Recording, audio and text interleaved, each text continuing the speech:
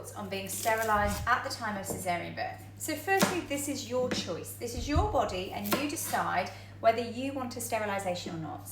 If it is something you are considering, talk to your midwife as early as you possibly can do so that you are referred to an obstetrician as early as you can and ensure that you are making a really informed choice.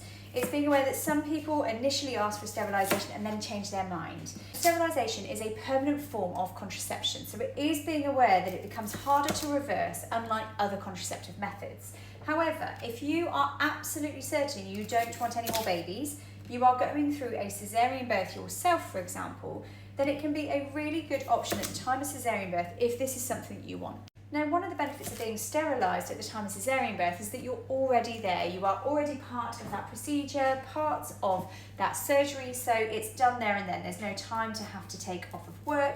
It's also slightly more effective at doing it caesarean birth than doing it at a later stage and doing it laparoscopically. And if you are already recovering from a caesarean birth, you're already recovering from the surgery itself. So you're already there, you're already having the caesarean birth. It's one of the benefits of being sterilised, but it's being 100% certain. And one of the downsides is that some women and people do have some regret after being sterilised at caesarean birth. Pregnancy brings about a whole lot of hormonal changes.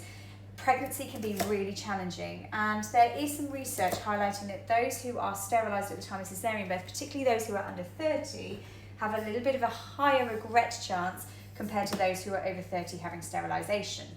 And if there's even a small slither or just a small chance that you might change your mind, it might be worth considering other options. For example, you can have things like the coil put in at caesarean birth as another option.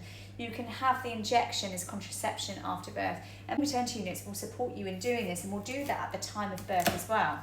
And the most effective form of permanent contraception is actually a vasectomy. Vasectomy is far more effective than female sterilisation. It's got a failure rate of about 1 in 2,000. So it's another thing to consider is that if you are thinking about permanent contraception with your partner, are you the right person to do it? Or could your partner go for a vasectomy instead as another option? And if you do fall pregnant after sterilisation, it's really important that you seek medical help as soon as you can, because there's a higher chance of an ectopic pregnancy.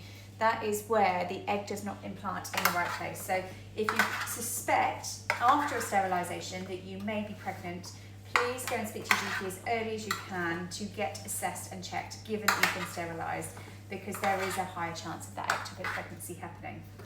There are some fantastic resources that I will link to here that you can go and have a read of.